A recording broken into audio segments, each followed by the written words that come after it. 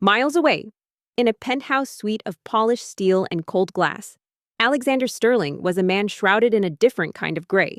He was a titan of industry, the CEO of Sterling Industries. But his world was a gilded cage. He moved with a precision and ruthlessness that had earned him the moniker the Ice King. Yet beneath the perfectly tailored suits and impenetrable gaze lay a man haunted by a single, public lie: he was infertile. The world knew, thanks to his ambitious and conniving wife, Victoria, who had leaked the news years ago to consolidate her power and ensure no heir would ever threaten her position. She controlled his life with a silken, manipulative hand. Every action a calculated step in a silent war for dominance. Alex's life was a series of controlled movements and predetermined outcomes. He never ventured into the city's chaotic underbelly. His world was one of private drivers, exclusive clubs, and silent, sterile environments. But tonight was different. A suffocating board meeting, a venomous confrontation with Victoria, and the unbearable weight of his fabricated diagnosis had driven him to a desperate need for escape. He dismissed his driver and walked, not knowing where he was going, only that he needed to feel something real. That's when he smelled it. A warm, spicy aroma that cut through the city's exhaust fumes and the cold sterility of his life. It was a smell of life, of honest work, and of simple, unpretentious sustenance. He found himself standing before a small, brightly lit stall. The sign read, "Lynn's Doner Kebab." The woman behind the counter, her face flushed with the heat of the grill, was a vision of vibrant contrast to his monochromatic existence. Her hands moved with a practiced grace. Her smile was real, not a rehearsed corporate gesture. In a moment of pure impulse, a foreign sensation in his tightly controlled world, Alexander Sterling, the Ice King, stepped out of the shadows and into the warmth of the light. Alexander Sterling stood before the humble food stand, a silent, imposing figure in a world of bustling life. He watched Lynn work, her movements a mesmerizing dance of efficiency. Her face, though tired, was alive with an authenticity he hadn't seen in years. She wasn't aware of his identity, and for the first time in a long time, he felt like just another person, not a CEO, not the Ice King. The anonymity was intoxicating. He ordered a doner kebab in a low, gravelly voice, the words feeling foreign on his tongue after a day of strained pleasantries and calculated threats. Lynn, used to all sorts of people, didn't flinch at his stern demeanor. She simply smiled and went about her work, her deft hands assembling the meal with care.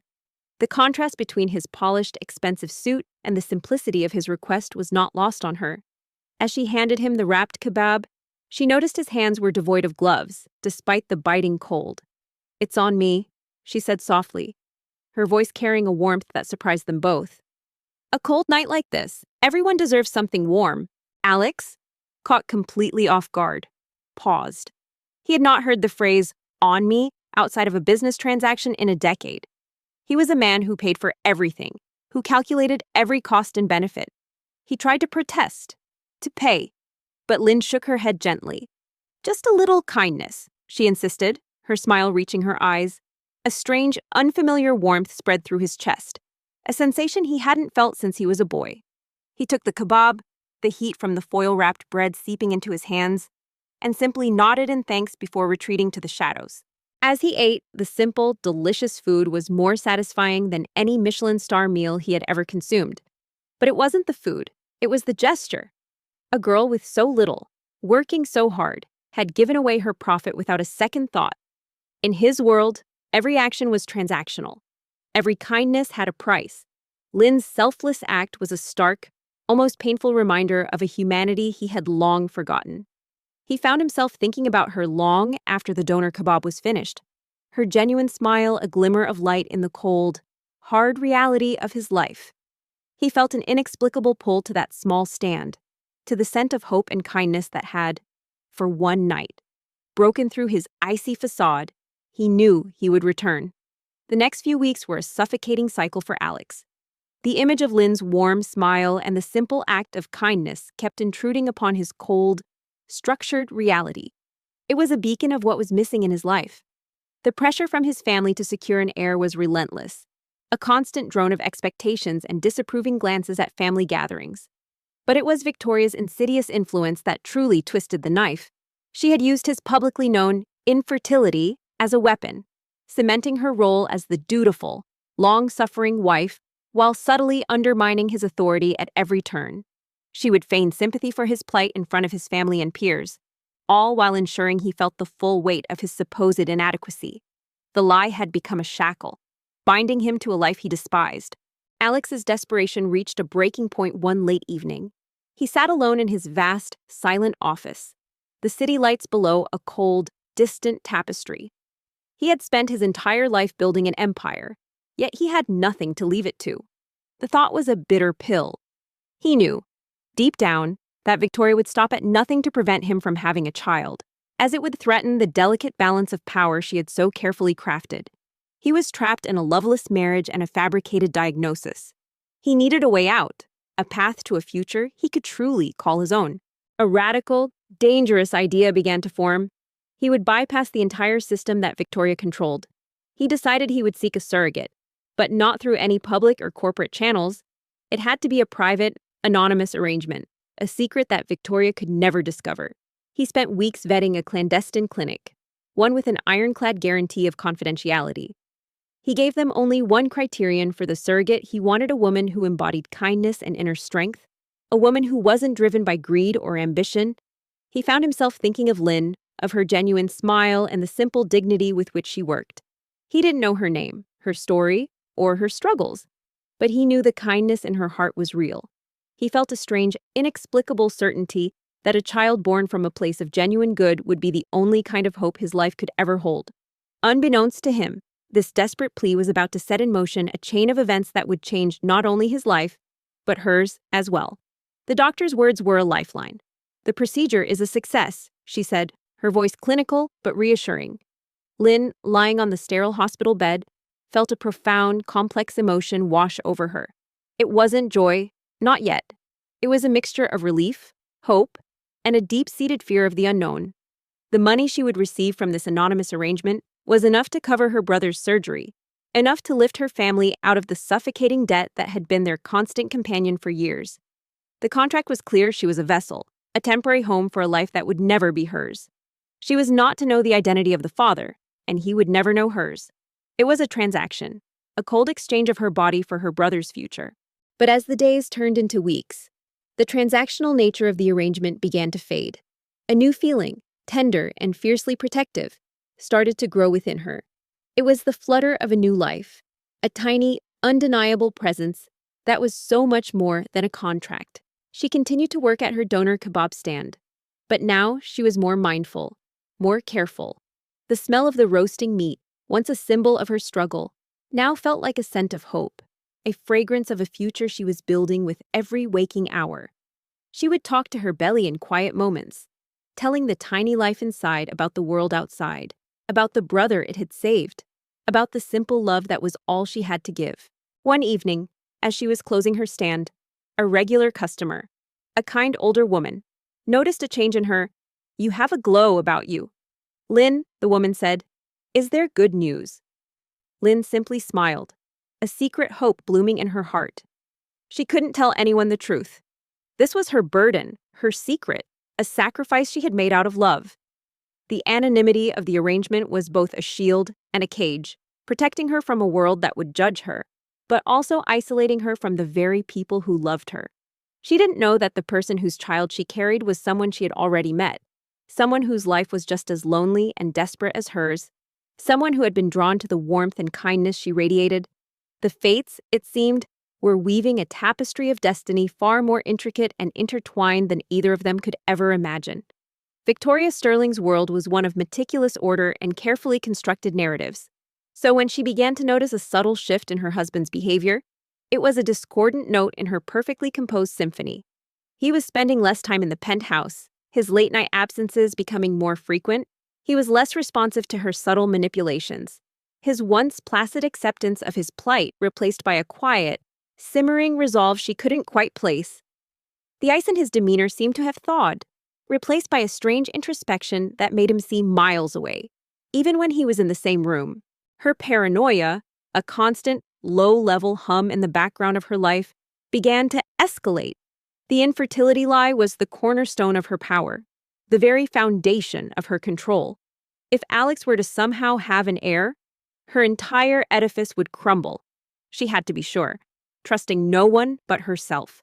She secretly reached out to her accomplice, Marcus, the disgraced former head of the medical clinic she had bribed years ago. She instructed him to run a fresh, comprehensive set of tests on Alex, using old blood samples she had procured from his previous annual checkups. She would settle for nothing less than absolute confirmation of his sterility. Marcus, a man whose ambition had long outweighed his ethics, carried out her orders with a chilling efficiency. He fabricated a new set of results, using the old falsified data. The report, clean and professional, landed on Victoria's desk infertile. A wave of cold, calculating relief washed over her. She now had a renewed, definitive confirmation of the lie that had built her life. The shadow of suspicion was gone, and her control was once again absolute. She smiled, a predatory, victorious smirk. The flicker of change in her husband's eyes, she reasoned, must have been a fleeting moment of self-pity, quickly extinguished by the cold reality of his condition. She had no idea that her actions, in an ironic twist of fate, were setting the stage for her own downfall. The very lie she so desperately clung to was about to be exposed, and the truth, hidden in the heart of a resilient young woman, was about to change everything. Lynn's pregnancy was her silent prayer, a secret life growing within her, full of hope and purpose. She had her final scheduled checkup at the private clinic, a routine visit before she would be discharged from their care. She sat in the waiting room, a nervous but excited energy buzzing through her. Her brother's surgery was now scheduled, his future secured. This tiny life inside her had given him a chance, and for that she was eternally grateful. The clinic director, a man named Dr. Alistair, entered the waiting room with a somber expression, a stark contrast to the usual detached professionalism she had come to expect. He asked to speak with her in his office, and a knot of dread formed in her stomach. "I have something to tell you." "Lynn," he began, his voice heavy with a guilt that was almost palpable. "Something I should have told you before." He laid out the truth, a chilling narrative of deceit and greed. He confessed that Alexander Sterling, the anonymous donor, was never infertile. He had been paid a fortune by Sterling's wife, Victoria, to falsify the results of his medical tests for years, ensuring that her husband would never have a child to challenge her power. The surrogate program was Alex's last, desperate hope, a secret kept from Victoria to ensure the child's safety. But Marcus, the clinic's former head, was also involved in the conspiracy and was the one who directly worked with Victoria. Dr. Alistair, unable to live with the secret, had finally found the courage to confess to Lynn. He showed her the falsified files, the proof of Victoria's treachery, and the genuine medical records that proved Alex was a healthy, fertile man. Lynn's world, a carefully balanced tightrope of sacrifice and hope, shattered in that moment. The transaction was a lie. The father of her child wasn't a desperate, infertile man, but a victim of a cruel, calculated deception. A new, terrifying reality crashed down on her. The woman who had paid to keep the truth hidden would stop at nothing to get what she wanted. And now Lynn and her unborn child were a living testament to that truth. She was no longer just a surrogate, she was a secret, a threat, a life-altering truth that could bring down an empire. The air in the room felt thin, the future a terrifying, unknown path. She clutched her belly, a fierce, protective love coursing through her veins. This child was more than just a symbol of her brother's survival. It was a symbol of a truth that had been buried for too long. And now? It was a target. Victoria's renewed confidence, born from the fraudulent test results, was short-lived. A few days later, while perusing some old files from the clinic, Marcus stumbled upon an irregularity. The clinic's former director, Dr. Alistair, had not been following protocol and had started a secret surrogacy program. He discovered a patient record that had been hastily concealed and then uncovered the full truth. Marcus's heart pounded, not with fear, but with a new, dark ambition. He knew this secret was the key to more money, more power, and a way to fully ingratiate himself with Victoria. He immediately contacted her, presenting the information as a matter of urgent concern. Victoria's world, once again, tilted on its axis. The perfect, polished facade of her life cracked. Her husband, the man she had so meticulously controlled, had dared to defy her. The surrogacy arrangement was a betrayal, an act of rebellion she could not forgive. She demanded Marcus provide her with everything: the name of the surrogate, her location, and any and all details about the pregnancy. The information, a digital dossier of Lynn's life, landed on her desk, and Victoria saw a picture of the young woman from the donor kebab stand. The same woman Alex had been so strangely drawn to. The pieces of the puzzle clicked into place with a sickening finality. Alex hadn't just found a surrogate, he had found a glimmer of humanity he'd been starved of, and it had led him to a woman who now held the key to his freedom and her downfall. A cold, lethal rage filled Victoria's heart. She wouldn't just sit back and let her empire crumble. She would eliminate the threat. She instructed Marcus to hire a team to make sure Lynn and the unborn child disappear. Her plan was simple, ruthless, and without a single shred of remorse. What began as a game of psychological manipulation had now escalated into a dangerous game of life and death. The city lights, once a symbol of her dominion, now became a hunting ground. Victoria's descent into pure evil had begun, and Lynn, unknowingly, was at the center of it all, a pawn in a game she didn't even know she was playing. Unaware of the impending storm, Lynn's days unfolded with a quiet, hopeful rhythm. Her brother's surgery was in 2 weeks, and she had just paid the first installment, a monumental weight lifted from her shoulders. She spent her days tending to her donor kebab stand, her belly now a noticeable, cherished curve beneath her apron.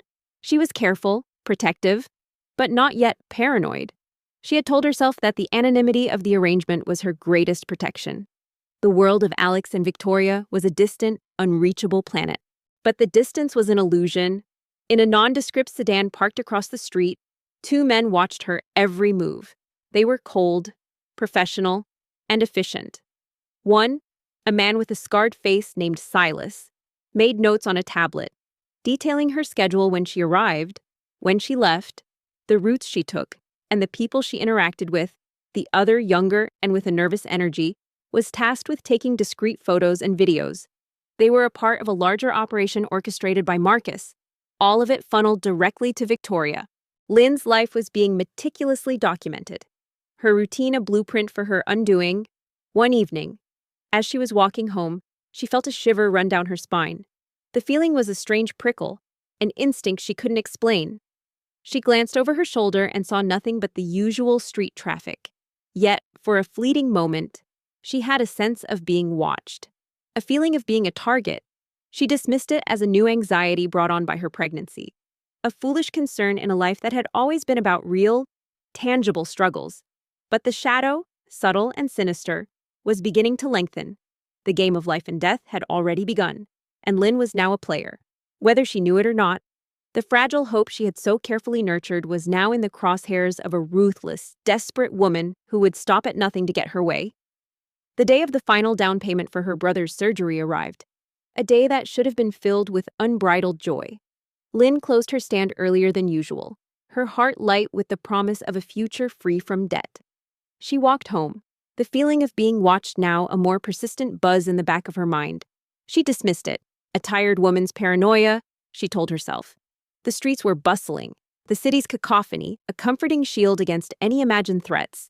But the silence that greeted her when she turned onto her quiet street was a stark, jarring contrast. Her small home was dark, and a chill settled over her. The door was ajar. A cold, metallic fear clutched her heart, and she froze, her protective hand automatically going to her belly. This wasn't a random break-in. This was targeted. Her mind raced, a chilling clarity washing over her. The files, the confessions, the cold, hard truth Dr. Alistair had revealed. As she stood there, paralyzed by fear, a man with a scarred face emerged from the shadows of her home. It was Silas, his eyes as cold and dead as the city lights behind him. "Lynn," he said, his voice a low, menacing whisper. "We need to talk." He was followed by another man, younger and with a nervous energy she recognized from the shadows of her donor kebab stand. It was a confirmation, a terrifying, undeniable truth. Lynn didn't wait for the rest of his sentence. Driven by a primal, fierce instinct to protect her child, she turned and ran. She sprinted down the street, her heart pounding a frantic rhythm against her ribs. The sound of their footsteps, heavy and purposeful, echoed behind her. She didn't have a plan, only a single, desperate thought: she had to get away. The city, once her home, now felt like a labyrinth designed to trap her. She was a hunted animal, and the chase had just begun. Her hope, once a fragile flame, was now a roaring fire of survival. She knew she had to find Dr. Alistair, the one person who knew the truth, the only one who could help her now. Lynn's legs burned, a fierce, protesting ache that she willed herself to ignore. The city's noise, once a shield, now felt like 1,000 tiny needles, each sound a reminder of how exposed she was. She darted into a crowded night market, the smells of food and the shouts of vendors blurring into a dizzying maze. She pushed past people, her pregnant belly a clumsy, vulnerable obstacle. Her only thought to put distance between herself and the men who followed. She risked a glance back and saw them. A pair of dark silhouettes moving with a predatory efficiency through the crowd. Silas, with his scarred face, was scanning the faces, his eyes cold and methodical. She ducked into a narrow alleyway, the air thick with the smell of damp concrete and refuse. The footsteps behind her grew louder, closer. She was trapped. She saw fire escape, a rickety ladder leading up the side of a building, and with a desperate surge of adrenaline, she began to climb. Her hands were raw, her muscles screaming, but she didn't stop until she reached the 3rd story. She looked down just as Silas and his accomplice entered the alley below, their faces turned up, their eyes searching. A wave of nausea washed over her, a sudden fear that was as physical as it was emotional. She scrambled onto the roof, a vast, flat expanse of gravel and air conditioning units. The city lights glittered below, a beautiful, terrifying trap. She ran across the rooftops, leaping from one building to another, a frantic, desperate ballet. She knew she couldn't keep this up. Her body, her child, couldn't endure this stress. She had to think, not just run. Her mind, a whirlwind of panic and survival, latched onto a single name: Dr. Alistair. He was her only hope, her only chance. She had to get to his clinic, had to find him. But she knew that was where they would look for her first.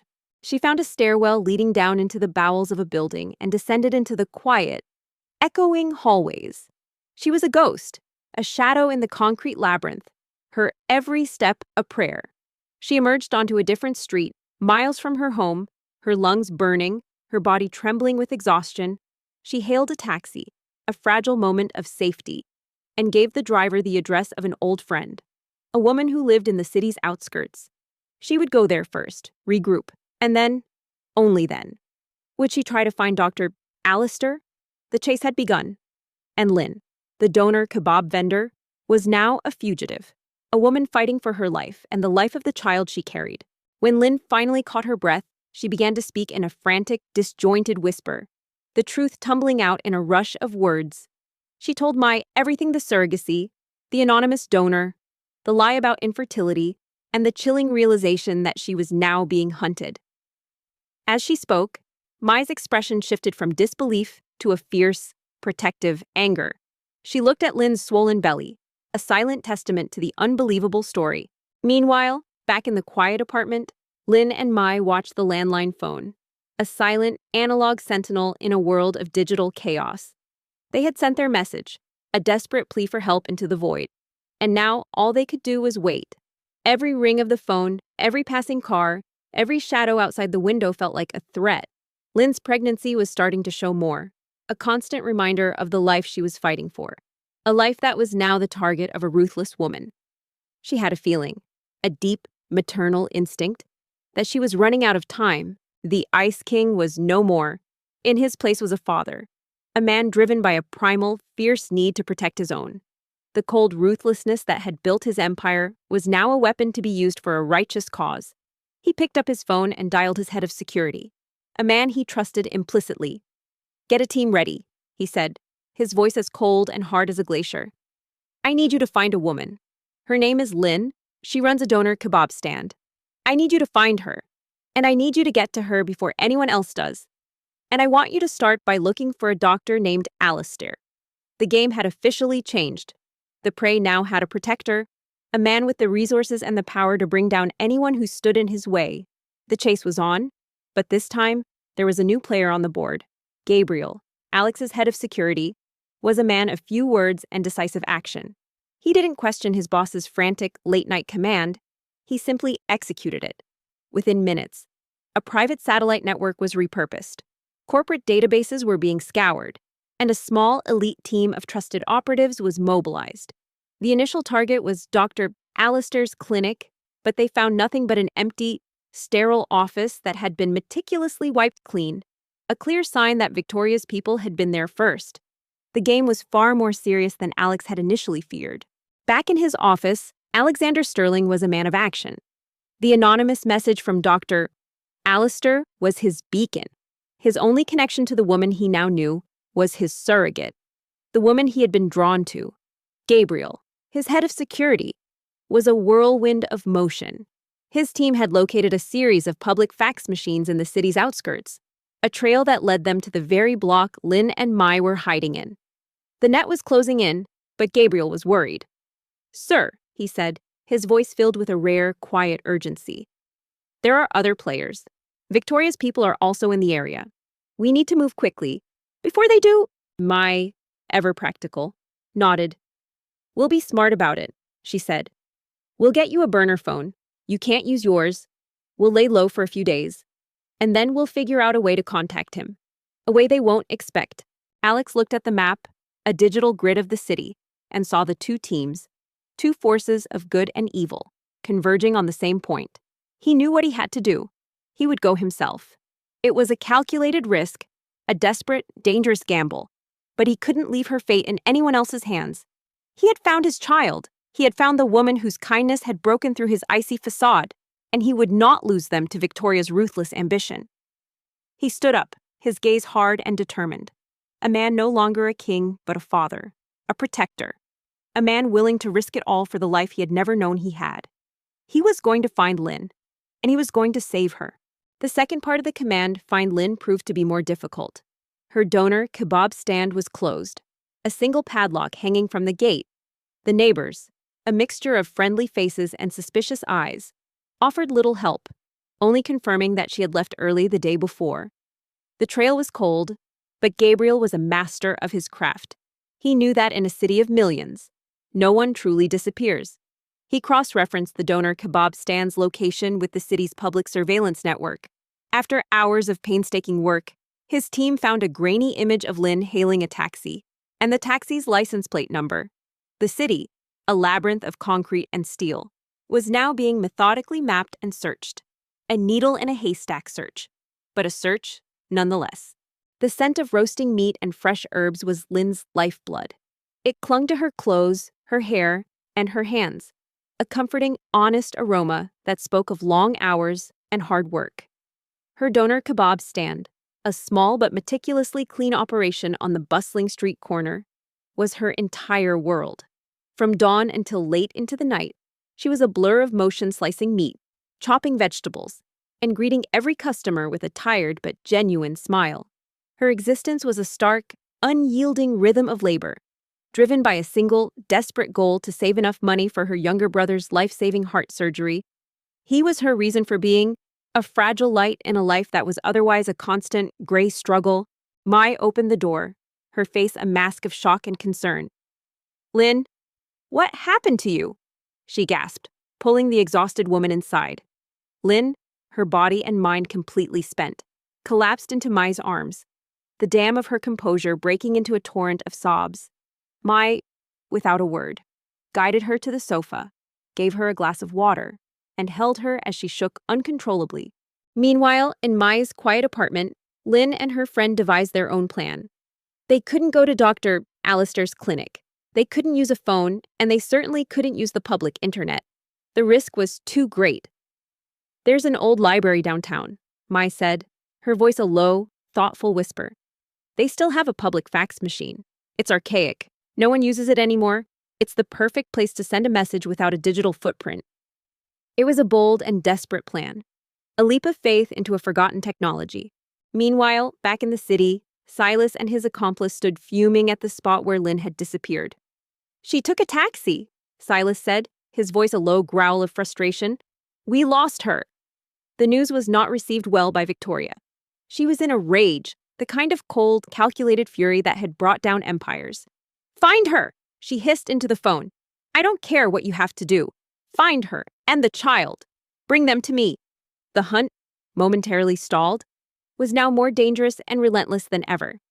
Lynn had found a temporary haven, but the shadow was still lengthening, and her time was running out. Alexander Sterling sat in his office, the city lights a distant blur, but for the first time in his life, he wasn't looking at them. He was staring at a message that had just been sent to his secure, private terminal. A channel so deep in the corporate network, even Victoria didn't know about it. The message was from a man named Alistair, the director of a private clinic he had worked with. The subject line was cryptic, urgent, regarding the arrangement. That night, as Alex sat in his office, his mind a whirlwind of fear and frustration. His phone buzzed. It was Gabriel. "Sir, we have a lead on the taxi. She's gone to the outskirts of the city. We're closing in on the location. But, Dr. Alistair is missing." A cold dread washed over Alex. Victoria's people had gotten to the doctor. The clock was ticking. He had to find Lynn, and he had to find her now, before Victoria's ruthlessness caught up to her.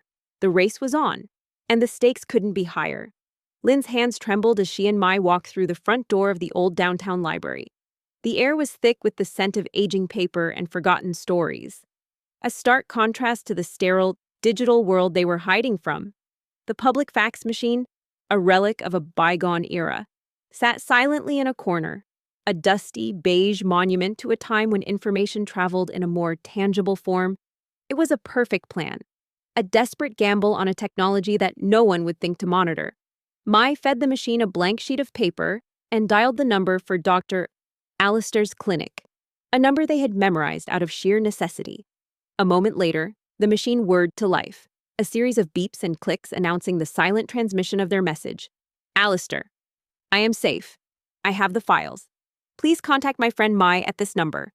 They had included Mai's landline number, a line that had no digital trail, a last-ditch effort to connect with their only ally. "You're not leaving," Mai declared, her voice firm and unwavering. "This is your home now, for as long as you need it." The apartment, small and simple, suddenly felt like an impenetrable fortress. Lynn felt a profound relief, a warmth spreading through her that was more comforting than any donor kebab. But a cold thought cut through the momentary peace. "I have to find Dr. Alistair," Lynn said, her voice filled with urgency. "He's the only one who can prove the truth. But they'll be looking for me at his clinic." Back in his office, Alex's frustration was a physical weight. Gabriel's team had narrowed the search area to a grid of 20 city blocks in the outer suburbs, a vast and frustratingly large space. The trail from the taxi was the only lead they had, and it was getting colder by the minute. Just as Alex was about to give the order for a full, block-by-block sweep, his secure phone buzzed again. It was a new message, sent via a new, completely separate secure channel that his team monitored. The message was from a man named Alistair, the director of a private clinic he had worked with. The subject line was cryptic, urgent regarding the arrangement. He opened it, his heart pounding a slow, heavy rhythm he hadn't felt in years. The words were brief, a stark and chilling summary of a conspiracy that had been unfolding right under his nose. Victoria. Marcus. The falsified test results. The whole house of cards came crashing down in that instant. Then came the chilling final line. "The surrogate is in danger. She knows the truth. Victoria is hunting her." Alistair's words were brief, a stark and chilling summary of a conspiracy that had been unfolding right under his nose. Victoria. Marcus. The falsified test results. The whole house of cards came crashing down in that instant. Then came the chilling final line. "The surrogate is in danger. She knows the truth. Victoria is hunting her." The taxi ride to the outskirts of the city was a blur of shaking and quiet tears. When the car finally pulled up to the small, weathered apartment building, Lynn stumbled out, her legs threatening to give way. The address belonged to Mai, a friend she had known since childhood, a woman who had left the city's core for a quieter life. Lynn pressed the doorbell, her hand trembling so violently she could barely hold it steady. Alex's world, a cold, predictable chessboard, was suddenly on fire. The anonymous woman, the one he had chosen for her kindness and strength, the one carrying his child, was Lynn, the donor kebab vendor, the woman whose genuine smile had haunted his nights and whose selfless gesture had been a glint of light in his monochromatic world. He now understood Victoria's venomous rage, her incessant demands for him to stay close to home, her strange, knowing glances. She hadn't just been a calculating wife, she was a murderer, a woman so consumed by her lust for power she was willing to kill. Alex's world, a cold, predictable chessboard, was suddenly on fire. The anonymous woman, the one he had chosen for her kindness and strength, the one carrying his child, was Lynn, the donor kebab vendor, the woman whose genuine smile had haunted his nights and whose selfless gesture had been a glint of light in his monochromatic world. He now understood Victoria's venomous rage, her incessant demands for him to stay close to home, her strange, knowing glances. She hadn't just been a calculating wife, she was a murderer, a woman so consumed by her lust for power she was willing to kill. The Ice King was no more. In his place was a father, a man driven by a primal, fierce need to protect his own. The cold ruthlessness that had built his empire was now a weapon to be used for a righteous cause. He picked up his phone and dialed his head of security, a man he trusted implicitly. "Get a team ready," he said, his voice as cold and hard as a glacier. "I need you to find a woman. Her name is Lynn. She runs a donor kebab stand. I need you to find her, and I need you to get to her before anyone else does. And I want you to start by looking for a doctor named Alistair." The game had officially changed. The prey now had a protector, a man with the resources and the power to bring down anyone who stood in his way. The chase was on, but this time, there was a new player on the board. Victoria's fury was a palpable, suffocating force. Marcus, her accomplice, stood before her, a nervous, sweating mess, trying to explain how a woman and a dusty fax machine could outsmart his team of trackers. "I don't care how it happened," Victoria hissed, her voice a low, dangerous whisper that cut through the opulence of her office. "Find that fax. Find her. I want that child and those files destroyed. No one gets in my way." Her words were a chilling declaration of war, a sign that she was now fully committed to the path of pure evil.